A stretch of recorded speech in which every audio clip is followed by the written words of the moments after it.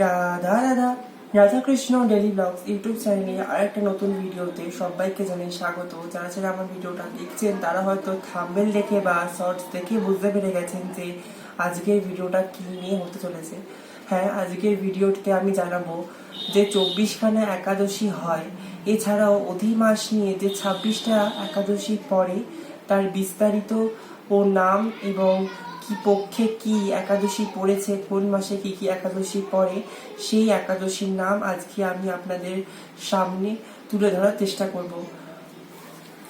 তো বৈশাখ মাস দিয়ে শুরু করা যাক। বৈশাখ মাসে শুক্লা পক্ষে মোহিনী একাদশী, বৈশাখ মাসের কৃষ্ণ পক্ষে বুরুথিনী একাদশী। তো বৈশাখ মাসে শুক্লা পক্ষে হয় মোহিনী একাদশী এবং কৃষ্ণ পক্ষে হয় বুরুথিনী একাদশী। জ্যৈষ্ঠ মাসে কৃষ্ণ পক্ষে হয় অপরা একাদশী এবং শুক্লা পক্ষে হয় পাণ্ডু বা নির্জলা একাদশী। জ্যৈষ্ঠ মাসে কৃষ্ণ পক্ষে হয় অপরা একাদশী এবং শুক্লা পক্ষে হয় পাণ্ডু বা নির্জলা একাদশী। আষাঢ় মাসে এর কৃষ্ণ পক্ষে হয় যোগিনী একাদশীর উপবাস এবং শুক্লা পক্ষে হয় শয়ন একাদশীর উপবাস। আষাঢ় মাসে শুক্লা পক্ষে হয় যোগিনী একাদশীর উপবাস এবং শুক্লা পক্ষে হয় শয়ন একাদশীর উপবাস। সুবিধার্থে আমি প্রত্যেকটি মাসের একাদশীকে দুইবার করে পাঠ করব, যাতে আপনাদের এর খাতায় তুলে নিতে সুবিধে হয়। আমি আবার শুরু করছি। এবার শ্রাবণ মাস। শ্রাবণ মাসে কৃষ্ণ পক্ষে কামিকা একাদশী এবং শুক্লা পক্ষে হয় পবিত্রা রোপণী একাদশী। শ্রাবণ মাসে কৃষ্ণ পক্ষে হয় কামিকা একাদশী এবং শুক্লা পক্ষে হয় পবিত্রা রোপণী একাদশী। এই হলো শ্রাবণ মাস। এবার যাব ভাদ্র মাসে। ভাদ্র মাসে কৃষ্ণ পক্ষে হয় অন্নদা একাদশী ব্রত এবং শুক্লা পক্ষে হয় পার্শ্ব বা পার্শ্ব পরিবর্তনী একাদশী। কৃষ্ণ পক্ষে হয় অন্নদা একাদশী ব্রত, শুক্লা পক্ষে হয় পার্শ্ব বা পার্শ্ব পরিবর্তনী একাদশী। এই গেল ভাদ্র মাস। এবং আশ্বিন মাস।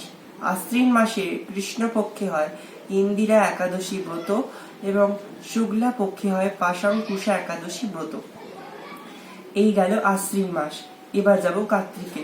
কার্তিক মাসে কৃষ্ণ পক্ষে হয় রমা একাদশী এবং কার্তিক মাসের শুক্লা পক্ষে হয় উত্থানা বা প্রবিধিনী একাদশী। তো কার্তিক মাসে কৃষ্ণ পক্ষে হয় রমা একাদশী এবং শুক্লা পক্ষে হয় উত্থান বা প্রবিধিনী একাদশী। এবার আসবো অগ্রহায়ণ মাসে। অগ্রহায়ণ মাসে কৃষ্ণ পক্ষে হয় উৎপন্না একাদশী ব্রত এবং শুক্লা পক্ষে হয় মোক্ষদা একাদশী ব্রত।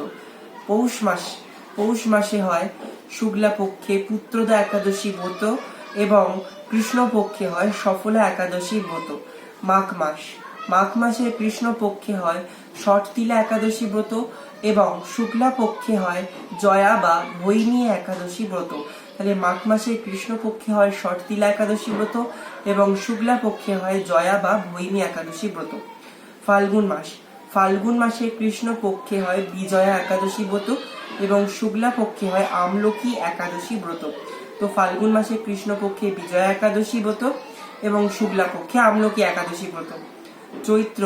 চৈত্র মাসে কৃষ্ণ পক্ষে হয় পাপ মোচিনী একাদশী এবং শুক্লা পক্ষে হয় কামদা একাদশী। এই গেল মোট 12টি মাসের 24টি একাদশী। এছাড়াও যে যে মাসে অধিমাস মা যাদের মল মাস বলা হয়, সেই মল মাসে যে দুটি একাদশী ব্রত পড়ে সেগুলির একটি হলো কর্মা একাদশী আর একটা হচ্ছে পদ্মিনী একাদশী ব্রত। এই ছিল 12টি মাসের 24টি একাদশী ব্রত।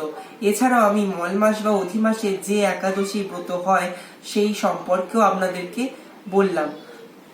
রাধে রাধে।